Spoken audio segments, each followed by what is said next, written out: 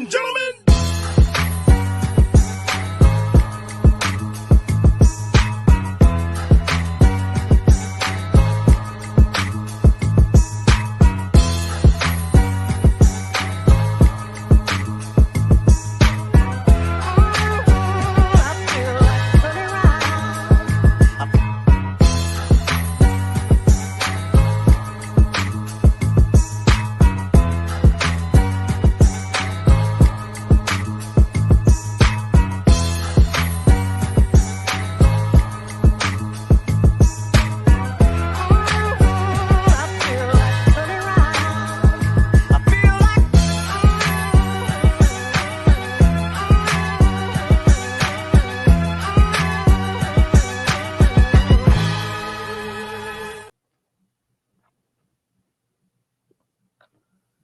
Yo.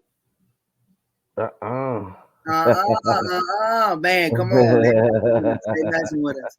Yo, baby. Come on, man. What are we doing? What are we doing, bro? They're always messing with us. But, man, unfortunate. I was just notified that we are not currently live on the Welcome to Mars Facebook page due to a StreamYard issue. So, StreamYard's got to get their ish together.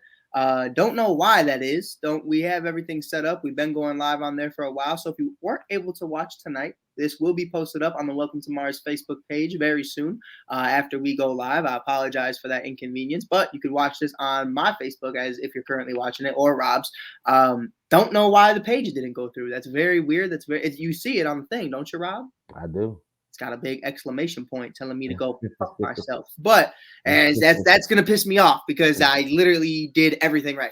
But with that being said, ladies and gentlemen, we got a great show for you guys today because just like us doing everything right and still falling short, so did the Chicago Bears. What a beautiful transition. That was like music to my ears, bro. What a beautiful transition. Rob, let's get our first football segment of Welcome to Mars. We waited a few weeks. We didn't want to go too deep on the deep end of the Tyson Bagent pool, and we didn't want to stay too shallow. So we stayed right in the middle. We kind of had our conversations on the phone and just texting each other. But yeah. I saw the most complete version of this team that we have seen all season long. And it was very optimistic, even despite losing this game. If I'm not mistaken, what was it? 31-26, something like that. Yeah. I saw fight. I saw a team that wanted to play for each other. And despite Matt Eberflus, despite Luke Getsy, we still ran up the board on one of the best teams in the NFC. So talk to me a little bit about Justin Fields' first start since what? October? How did you feel about it, Rob? You know what? I was actually surprised. I have to say, we talked, like you said, we talked about this throughout the week. We talked about this before we started this show. I said even on Rob's 2 cents, Justin Fields wasn't just playing for his career as a starter with the Bears. Justin Fields was playing today for his career as a starter in the NFL. Right. And the reason being because Tyson Bagent came in and did he had nothing to work with and made something out of it. Right. He had a little, and like Jesus we on a Sunday. We not normally on a Sunday, but like Jesus, he was able to spread out fish and loaves of bread to people with only 5 fishes and 2 loaves of bread. I know how the story goes. Come on, talk to me, Rob. Gospel with Rob on Mondays. Shout out to the church. Shout out to the church. But all seriously though, Justin Fields came out and he looked like a man that I won't say playing out of desperation, but playing out of necessity. He made some great big throws today. I think one thing I noticed between him and Tyson Bagent plays a little bit more towards tight ends. As you know, Cole Kmet gets a little bit more active with Tyson Bagent, and Justin Fields play towards his receivers. As we saw, it's been a month since DJ Moore has been in the end zone, and today he scored. So I truly believe if Dante Foreman doesn't leave this game with an injury, the Bears possibly wins this game. 100% and 100%. And I do want to say one thing. The biggest care bear on the team is Cole Kmet, because I Yeah. saw a couple slaps where I was just like, man, what? Like you're 6'6", man. We talked about it in the Broncos Yeah. game. There's a Yeah. 5'8" safety in Jackson that gets the pick to end the game. Play big, bro. I'm tired of Cole Kmet, bro. He gets these baby touchdowns and he does that dumbass baseball swing. The out of the park. Yeah, get out of here, bro. I'm about to get you out of the fucking league because I'm so tired of Cole Kmet running up these numbers and then going on a podcast all week. And I get back in the gym, bro. I'm talking my ish. You know what I mean? I don't want to. I'm so tired of it, bro. I'm so tired of Cole Kmet. I want to see more of Robert Tonyan. I felt like that all season long. And I it's don't know if unfortunate. Tanya has it anymore. Maybe he might. I'm curious to see the same thing, but He might be there as a advisor, as a a sort of go to for the tight end position. But 100%. But I'd like to see more. Show me he doesn't have it. You know what I mean? Don't just have him block the whole game, because I haven't seen a lick of nothing all year long. Preseason we saw a lot. Training camp we saw a lot. Tonyan was active. Tonyan was looking good.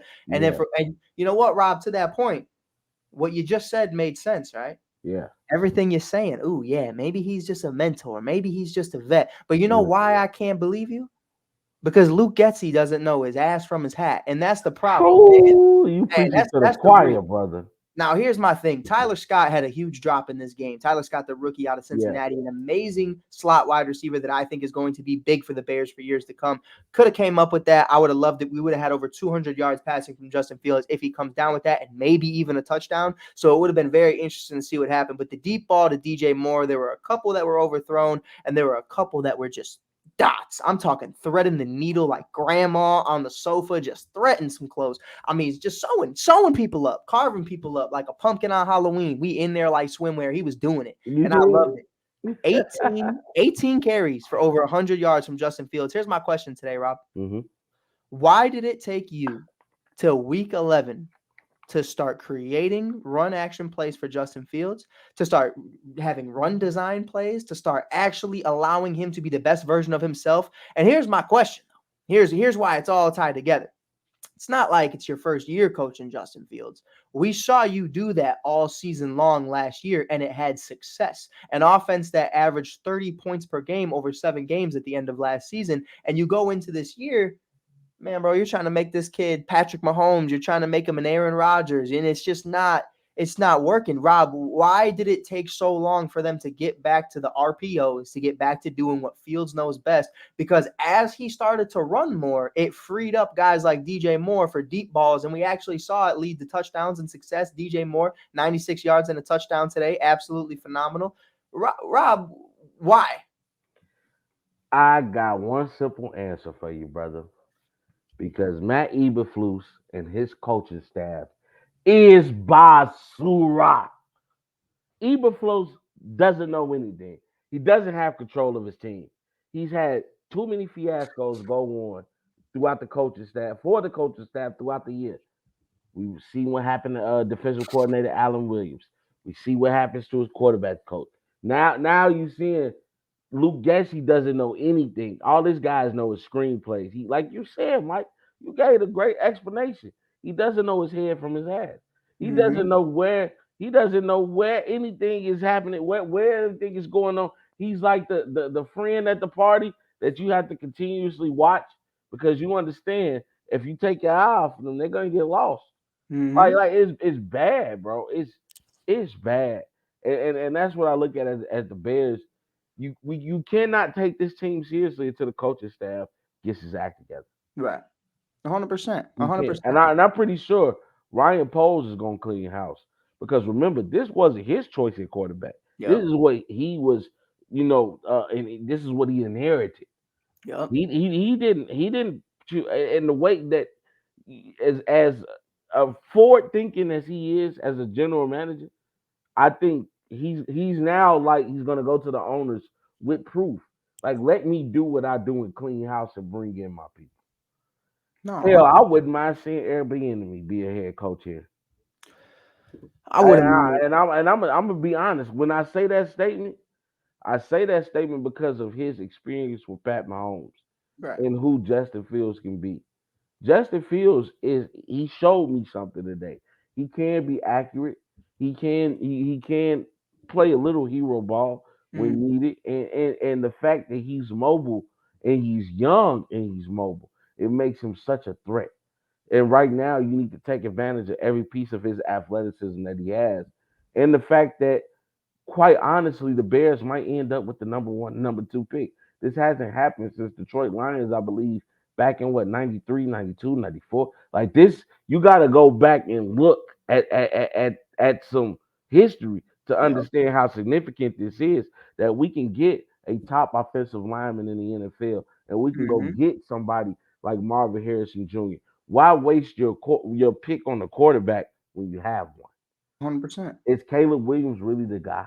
No. And And that honestly, that's I don't see him going number one anyway. that's my big thing. Yeah, And that's my big issue right now that I think I'm having is the reality of that conversation of you have 7 games to show us you're the franchise quarterback yeah. does not mean anything to me, because what I'm basing it off of is, are the guys I've seen a whole college sample size from better than Justin Fields? Are they I going have to do not. better than what we have right now? And I haven't seen that, Rob. I I really haven't. cool. Caleb Williams is super talented. You know who else was super talented and kind of an issue? Johnny Manziel. Yeah. Same thing. Johnny Football was a dog, but the man just didn't care. The man was not a leader. The man didn't want to watch film. The man was too worried about making money on the side. And golly, if NIL deals were a thing back then, Johnny Manziel might have played 10 years of college football. I mean, that's just I really mean, what it you was. look at what Caleb Williams asked for, talking about that he wants to own a percentage in the team. Like, bro, You're no not. player owns a percentage of a team while they're playing for Right. that team. I think the only, if I'm not mistaken, the only person I can think of is I think Aaron Rodgers owned a part of the Green Bay Packers, didn't he? I don't think so. He owned I know, or maybe it was the Milwaukee Bucks. He owned a part Yeah, of something. it definitely wasn't the Packers, because you got to Right. think of, if a player owns a percentage of a team and he's considered an owner of a team, then things become conflict of interest. Right. Once things start to go your way, paydays go your way, things like that. They're like, well, you own Never the getting team, fired. never getting even suspended, Mhm. Mhm. So yeah, you just got to look at right now. I think with the landscape of the NFL and the way that the Bears have been playing, I don't think the Bears are in a bad position to make a great transition. Now it's going to be depending on who you bring in to lead your team in this coaching staff, and how you use your draft picks and use your equity. The Bears have a lot of equity right now. We can still go get people. Yep. I don't think we've hit our cap, No. so we still have money on this team. Yeah, the money is going to be interesting, because you have to look at guys. Now you have Montez Sweat, who you just extended, and you're looking at Darnell Mooney being a free agent. You're looking at Jalen Johnson being a free agent. You're looking at a lot of guys who are somewhat seeking Jalen their way. Johnson is that cornerback, right? Yeah, yeah, yeah. But he wants to get traded. Let his ass go. Nah, it wasn't. It wasn't even like that. It wasn't even like that. That was more of a, man, I'm trying to get paid. If you're not going to pay me, then trade me. And that was really what that was. That wasn't a I have an issue with the team thing. You know what I mean? Like we see guys do that all the time. We saw Jonathan Taylor do the same thing, and now Jonathan Taylor is playing every single week. So I understood that from a marketing perspective. That was more of a, hey man, can you just get a feel out there, see if anybody's willing to pay me, maybe give you a top draft pick for me. Maybe we can work something out. And that's after Tyreek Stevenson's play today, after what we've Yeah, seen from Kyler Gordon. I think yeah, it's going to get a lot harder as the weeks continue, as those yeah. guys continue to flourish. Those are 2 cornerbacks that we're very high on, that Ryan Poles drafted. If you're looking at Jalen Johnson, listen, man, we didn't draft you. You're aging. You're not. Listen, I'm as a DB. I don't think interceptions are everything. And I understand Jalen does so much that's just not seen. If you aren't targeted the entire game, but you have 0 interceptions, people are gonna call you out. But the reality is you're not Not really. targeted Not for a really. reason. Not really. That's for your average fans that's And looking that's at what I'm something. saying. You know what I mean? Like an Yeah. average fan will look at that and be like, yo, he did nothing all Nah, day. But if you're not getting targeted and nobody's throwing the ball your way, they're not throwing the ball your way for a reason. They're listen, like, hey, if you're doing neutralize nothing, you're him. doing a good job. Neutralize him. Especially if I could take that non-targeted situation and say that you're sticking the number one receiver out there. If Yup. they're not targeting their number one receiver because you're sticking them, bro, yeah, you somebody I want to keep around. 100%. 100%. But You know. somebody Hold that on, didn't. before we transition out of basketball, Out of football, I just want to give a shout out to C.J. Stroud in Houston, Texas. There was so much conversation being made about Bryce Young and about who the future of the NFL was going to go through. Was C.J. Stroud and Coach what's his name, DeMichael? I forgot his name. DeMarco. What he's doing with this team is amazing, bro. It's amazing. C.J. Stroud might be one of them dudes, bro. I think so. He might be one of them dudes, bro. I thought very early on, you compare Ohio State quarterbacks and you see what they're able to do. Yeah. You look at a Dwayne Haskins, you look at a very short stint of Joe Burrow, a Justin Fields, and then obviously you get a couple other guys here and there, like a C.J. Stroud.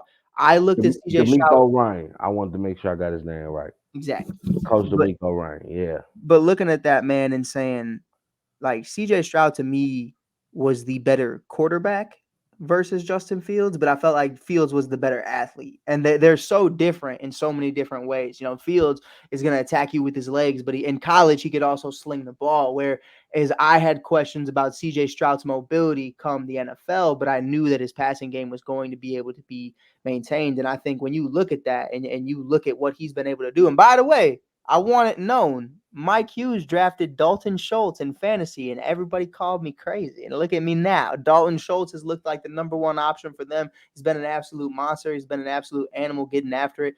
What he was able to do in Dallas was phenomenal, and I felt like that would translate well. The crazy thing is, and this is no disrespect, but I can't name 3 wide receivers on the Houston Texans. And C.J. Stroud is putting up numbers. I know Robert Woods is one of them, but he's not being very productive. Mm-hmm. I know Mechie is one of them. He was the rookie with I know Dalton Schultz. He has definitely been a contributor. Hell, my boy just hit a ticket off Dalton Schultz with on that ticket ad. It's crazy. I should have betted that ticket. I feel really bad right now. 100%. But Rob, we are going to make a transition. Let's go. Somebody we shouldn't, or they shouldn't have bet on. Yeah. Jordan Poole and the Poole Party in Washington. Oh my goodness. Now you follow Trash man. Yeah, that's him. You follow Jordan Poole, man, for quite some time. Obviously, you've been with Dub Nation for a minute. I've been watching Klay Thompson his whole career, so we got to really get a feel for who Jordan Poole was going to be. We saw him before anybody really knew who he was. We saw him when he still had the longer hair. Then we saw him start to feel himself when he started to become a splash brother. And then we saw everything debacle ever since. My question for you today, after everything that's happened throughout the first couple weeks of this NBA season, we've heard vocally people want to say it was taken out of context that, his teammate in the huddle was saying, hey, man, pay attention. He said, I don't got to pay attention. This is my team. He's talking about, I don't have to pay attention to game plans. I don't have to do this. I don't have to do that. Jordan Poole is absolutely horrible right now. I mean, he is not having a great season whatsoever. I really don't even know how to explain Jordan Poole's season so far. I mean, it's just not been at all what they brought in. Obviously, you trade away Bradley Beal, you trade away a bunch of other pieces, and you're hoping that maybe this kid and Kyle Kuzma can be the new face of the franchise.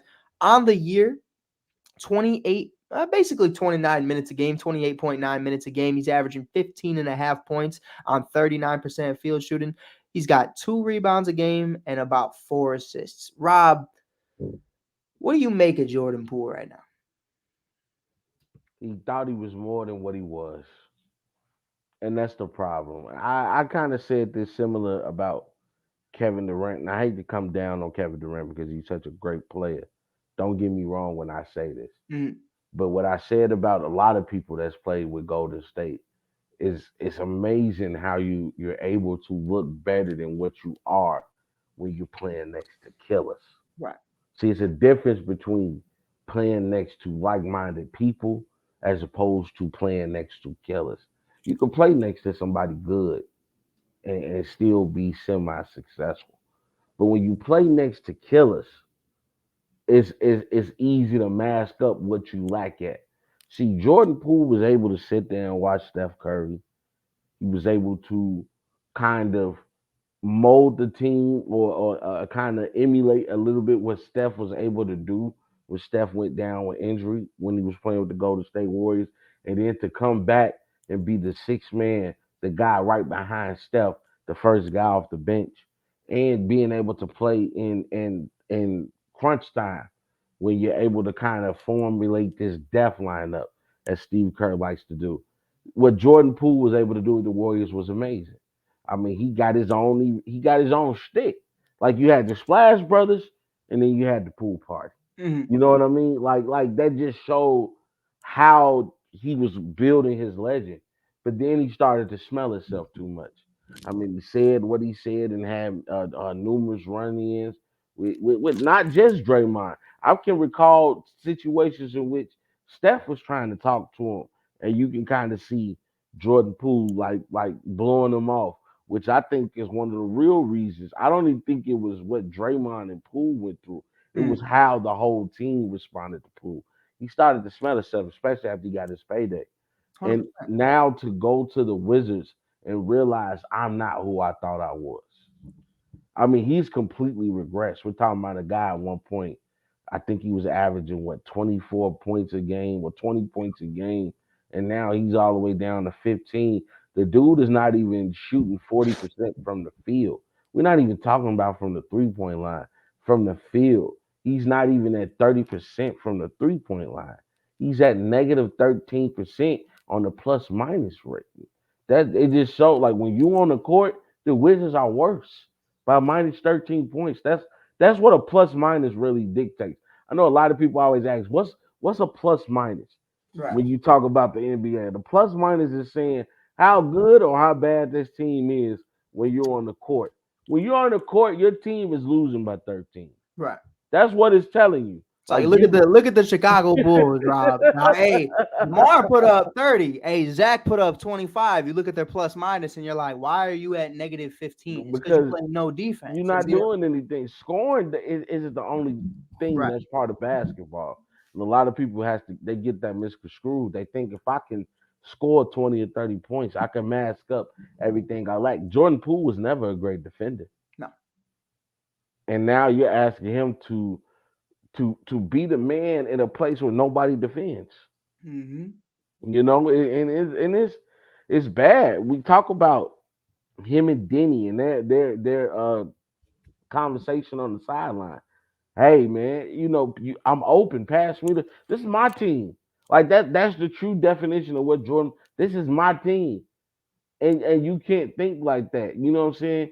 What's understood doesn't have to be explained. Right. You think Devin Booker looks at the Phoenix Suns and say this is my team? You think Steph Curry looks at the Warriors and say this is my team? Think LeBron looks at the Lakers and say this is my team? Yeah. Giannis with the Bucks and say this is my team? I can go on and go on and so forth.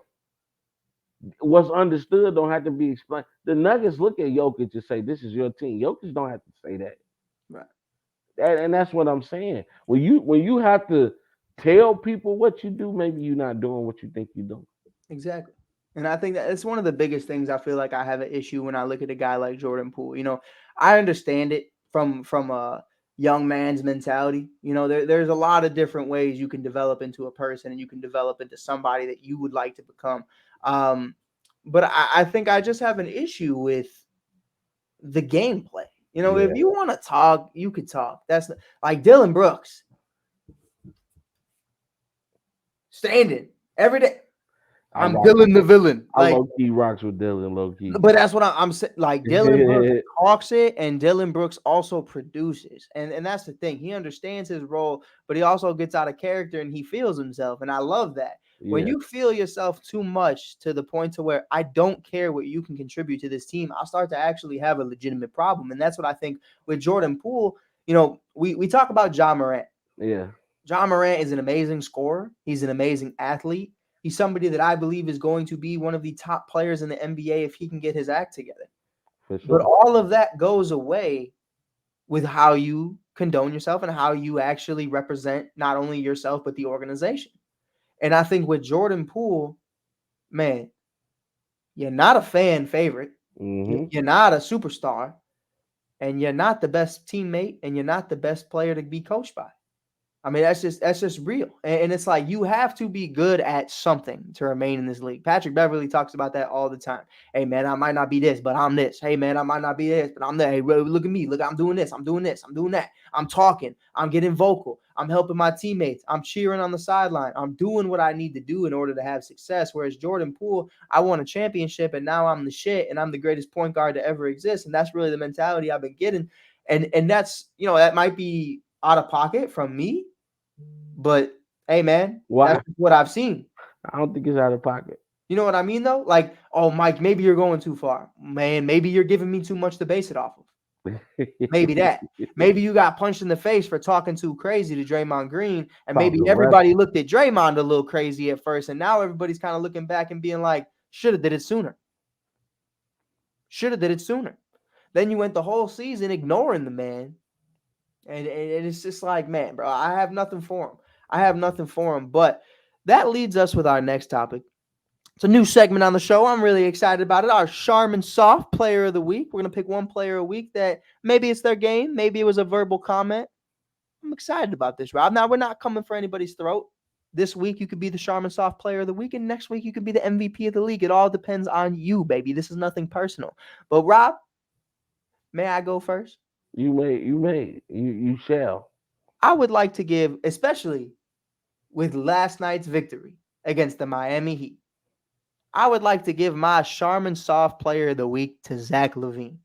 At first, I wanted to go on a whole segment and talk about, hey, man, this is why he's the Charmin Soft Player of the Week. He's seeking a trade because of something with Billy Donovan that happened a year ago, and just it didn't transpire the way I want. Rob, did you catch the game last night?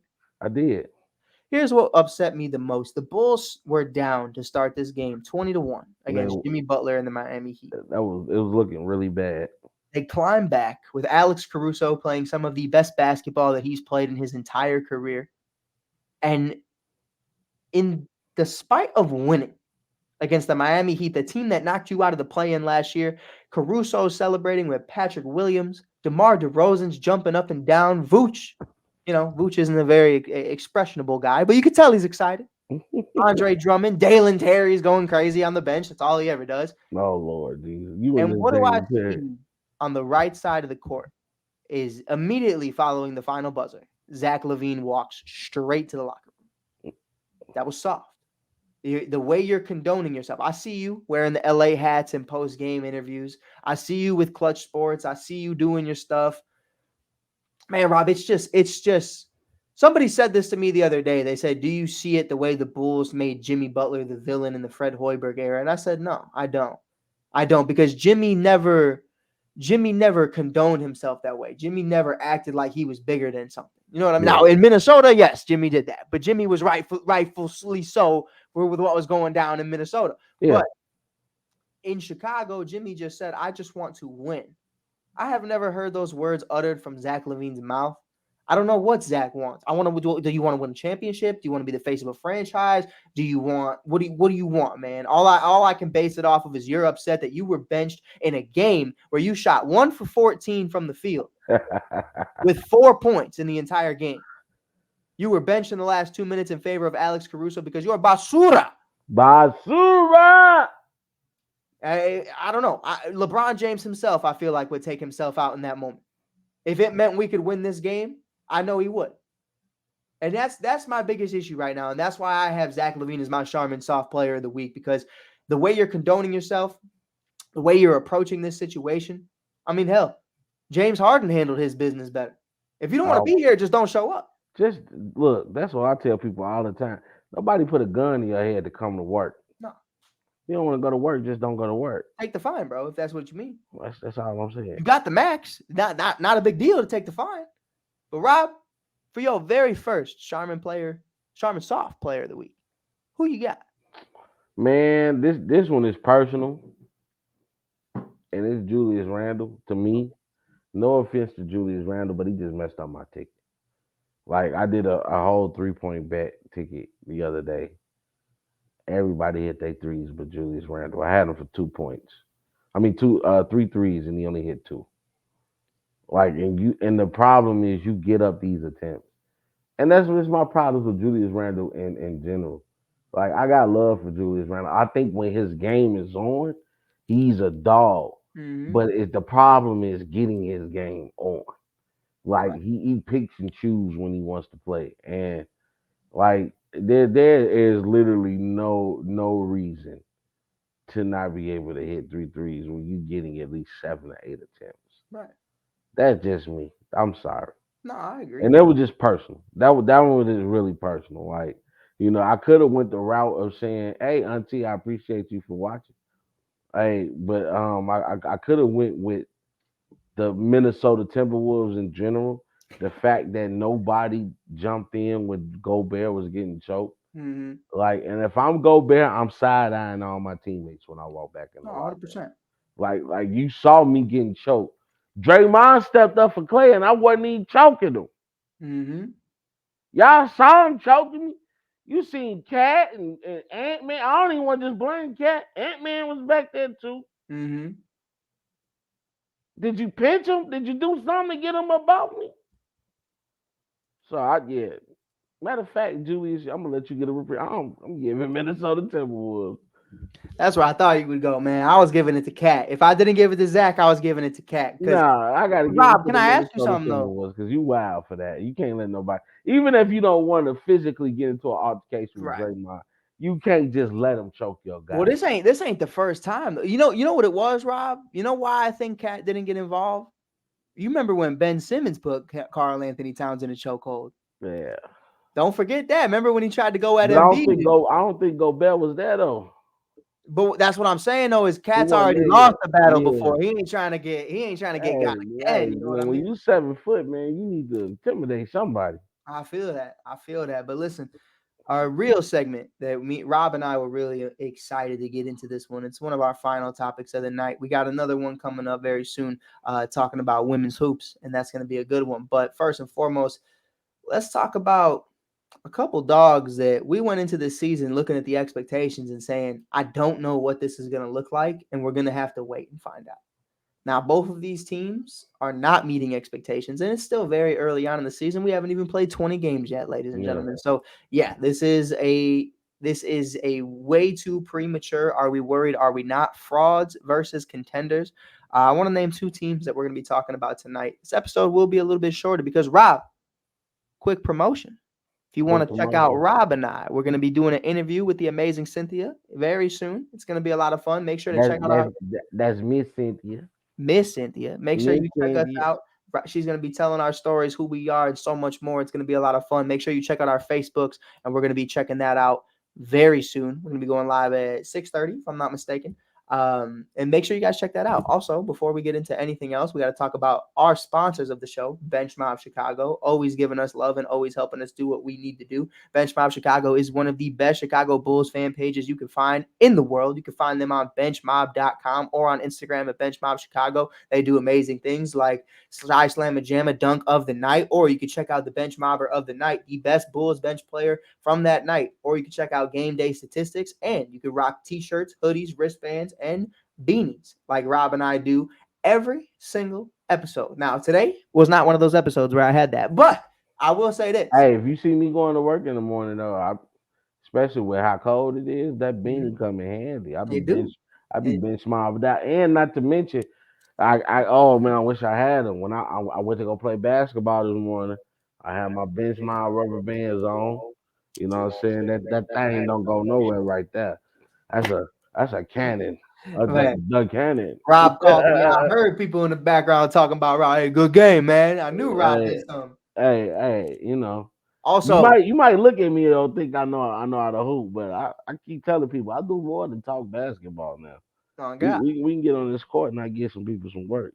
Oh God. Also looking at it and saying, I saw Rob was the zombie killer of the week the other day. Hey, I'm the MVP of the apocalypse.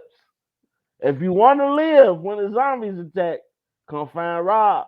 But man, Rob, I got a question, man. I'm Rob Wick. Me ask Rob Wick a question. Are the Suns going to be able to survive the trade for Bradley Beal? Right now, what we're seeing, listen, the big thing was CP3 can't stay healthy. This team works. He just can't stay healthy. And I understood that.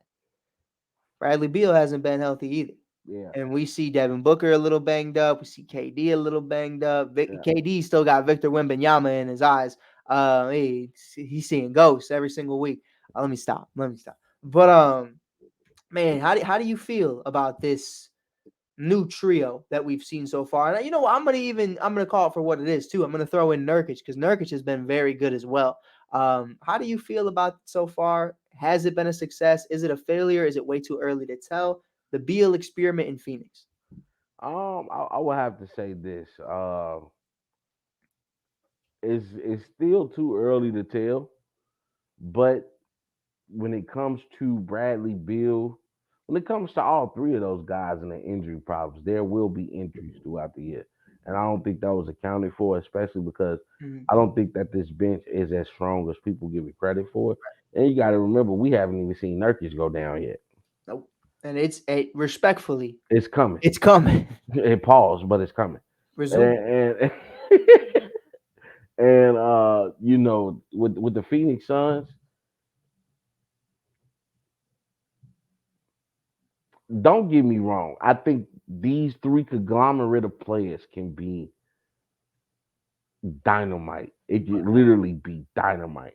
Like these dudes can explode. All three of them can go for 30 in one night. Right. But to me, it's gonna come down to the playoffs. And do you have enough when that game gets tight and everybody's game not on? Who's gonna step up and be that guy? Like now, I think it'll be Devin Booker. To me personally, Devin Booker has that mentality. And it's going to be, we haven't seen these guys have to sacrifice yet. Right. I haven't seen them have to sacrifice yet. Who's 100%. going to be the Chris Bosh of this team? What guy is not going to benefit from another set of guys being able to score 40 at any given night? I will say this though. I saw the other night a Devin Booker with 12 plus assists. Yeah. And that was my main question, was who's going to handle the rock? You think that's going to be every night though? I think when Beal gets back, it's going to have to be, because I don't see that from Beal. I've never really seen that from Beal. Even when John Wall exited, I didn't see that from Beal. I didn't see him trying to get Kuz. I didn't see him trying to get Denny or Daniel Gafford or any of those guys really involved. And that was really one of my bigger things, was like when they didn't have a true point guard. Yeah. Were you going to be able to step up and be that guy? There's times I see Zach LaVine as that guy. There's times I see DeMar DeRozan as that guy. Maybe shooting great passes. Maybe just dishing it out. And I don't ever really see that from Bradley Beal. I think their perimeter defense, I think what they're able to do is very similar to the Los Angeles Lakers. And I look at how they're handling it and saying, we're just going to throw a superstar on top of several different problems. And that's really where I'm like, all right, well, Bradley Beal is cool and that fixes one problem, but now there's 7 more. And that's really just going to get disguised over big names. We've seen teams like the Los Angeles Angels or Los Angeles Clippers do that. The Angels be doing that too with Shohei Ohtani. Don't get it twisted. But whole different conversation. We're talking basketball, Mike. Hey, listen. Ohtani's coming to the Cubs, Rob. It's been in my mind all week. You kneue it was coming. Hey, if Ohtani comes to the Cubs, even I'll go to a Cubs game. Exactly. I don't watch baseball, but I know who Ohtani is. Come on. But that though, and saying there's a lot more problems on this team than we thought, and you just filled it with a name. And that's really what it is. I mean, you had famous footwear, and we looking at the Kobe Grinches, but I'm looking around other than that, and come on, man. Running shoes? What are we doing? Crocs? What are we doing? You know what I mean? A lot of other stuff going around here isn't going. You know what I mean? We are not in there like swimwear, baby. We are not rocking with it. But a team that I'm rocking with, that I have these same conversations about, is a team that you and I in one of our first episodes together discussed, in the Damian Lillard trade. We knew off rip that it was going to be a very different look for this Milwaukee Bucks team. Jrue Holiday was the X factor that won them a championship. Yeah. That is not a hot take. That is a fact. They needed his defense. They needed what he was going to be able to do as a facilitator and as a scorer, and able to get over the hump. And they were able to do that against the Phoenix Suns, which is ironic because we're having this conversation. But both of them seem like 2 peas in a pod, Rob. And with Damian Lillard, man, I mean, Dame's putting up the numbers. Dame is showing up night in and night out. But Milwaukee, it still just doesn't feel right.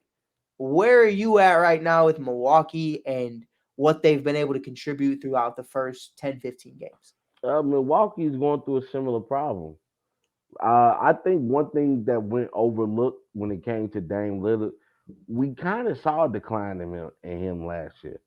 Like health wise, he wasn't there, and when he was there, he had games where you can see glimpses of the old Dame, but he wasn't the old Dame. And he's been going through a lot of personal issues I don't want to step on. Right. But he's going through divorce issues with custody of children and things like that.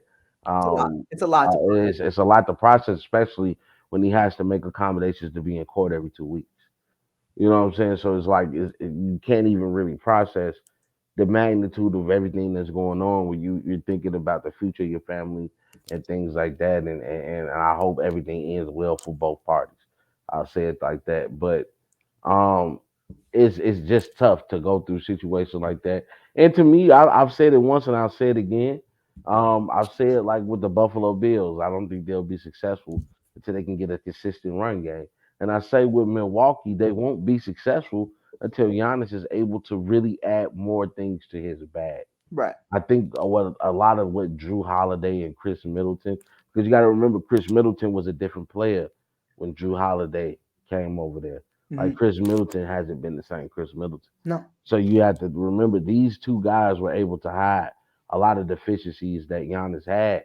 And yes, you do gain more offensively with Dame. You lost a lot defensively with Drew, and now you're asking a lot of your bigs to try to cover up what your guards can't cover out there on the perimeter. Where it was different, where Drew Holiday and Chris Middleton took a lot of pressure off Giannis and Brook Lopez because of what they were able to do up top and Mhm. guarding guys on the perimeter. And Dame, as much as I love the guy, he can't guard anything.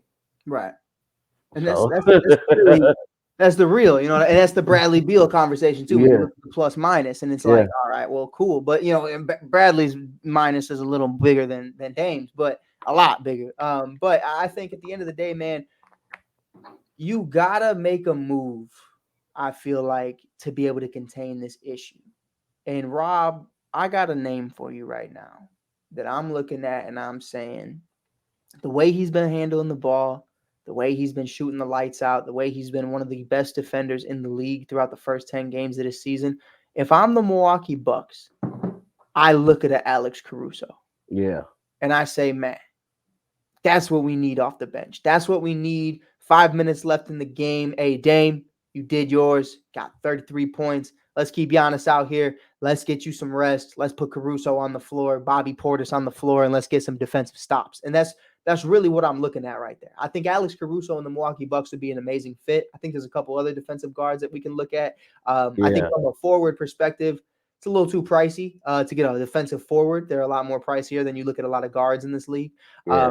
But I think that would be a great move. And Rob, I don't know, man. You know me, True Holiday for the win. I had to wear this. This is the whole reason I wore this shirt today because I'm True Holiday, baby. Yo, baby. Yo, Hey, ship baby. me off to Portland, baby. I'll spin back. We get it back in blood. I'll see you in the Eastern Conference Finals, Milwaukee. That's cool. That's cool. They want Dame. That's fine. They want Dame. That's fine. That's cool with me. I don't care. He can talk about me on his next Dick's track. Don't give a fuck. But in all seriousness, man, we got a lot to talk about next week. I'm really excited about what we're going to be doing. We got a shorter episode today because we got an interview ski. We got an interview later on today, Mike and Rob on the net. It's going to be fun. It's going to be interesting. We got one final topic tonight, though. LSU and Angel Reese. Now, Angel Reese, after what Rob told me what the tweet was, I don't understand why the hashtag on social media is cryptic tweet because there's nothing really cryptic about it. I believe there is a lot of disrespectful, arrogant writers who have never even been to Baton Rouge talking about why this woman was not, I'm not going to say she was benched, but she just didn't suit up. She was just not there. She wasn't present during the game. We talk about what Angel Reese has been doing this offseason, kind of the changing of her mentality. A lot of money came with this offseason. Winning the national championship, the NIL deals, obviously, the Range Rovers and everything else. I mean, Gucci, Prada, everything. We talking about it because, and rightfully so, these athletes deserve it. But we've seen how it's slowly changed athletes. We see the Caleb Williams of the world. We see the Angel Reeses of the world. Rob, when you look at this benching, Do you think this is nothing more than personal reasons? Or do you see this as something that, hey man, we notice you're struggling, whether that's in the classroom or whether that's to just be present with this team. We just want to make sure that you understand that we need you to be a student before anything and student athlete. We need you to be a part of this organization, not looking. I'm not even going to say looking at the WNBA because I don't even think she's looking at like you see Caleb Williams, Rob. Yeah. You see, I'm checked out. I'm going to the NFL. I don't see that with Angel Reese or Caitlin Clark because they're making more money in college than they are in the WNBA. I think this has nothing to do with the WNBA. That's a fact. That's a fact, That's bro. something that needs to be talked about They too. are That making way I can more make money, more money in the NIL deal than I can actually playing in a millions of professional dollars, and league. they're not making millions of dollars in the Yeah, WNBA. It's just not that's happening. facts. That's a Even as the fact, number Jack. one overall pick, you ain't making that, Jack. That's just not going. Yeah. But I notice it as for me personally. I've watched Angel Reese the majority of her college career. I've watched Paige. I've watched Caitlin. I watched Haley. I've watched them, Flage, everybody. I'm watching them be the best versions of themselves on the court every single game. But one thing I've always noticed about Angel is I think it's hard to differentiate when you're a player and when you're a star. And I think there's levels to it. And what I love about the coaching at LSU is we don't give a fuck what you Mhm, did for us before. What does Rob mhm. always say? What have you done for me lately? It's a what have you done for me lately league, man. And that's what it is. And I think the humbling of not playing that game was so important because you need to understand that, listen, we get it. You know what I mean? Like, you're going to be one of the front faces of women's basketball for the next 10 plus years. I could see her being alongside players like, Benaja Laney, Kalia Copper. I'm not gonna say Asia Wilson because she's kind of one of one. You know what I mean? But I could see that conversation brewing of, hey, listen, she is one of the best out there. Leah Boston's of the world. We can have that conversation. But Rob, how do you feel about that, man? Do you how much did you look into this and say that there was a problem? And do you think there's a real problem? Well, so it's interesting you asked this question. So a lot of people have been saying it's been due to her grades, as me and you have talked about in the past. Right. She's had a history of, I guess, not getting the averages that she need to get to stay on the good side of the team. And of course, Kim Mulkey is a system type of coach. So, Coach Kim Mulkey. I like to be respectful with coaches. Coach Kim Mulkey a person of system, so she's not gonna go against the grain.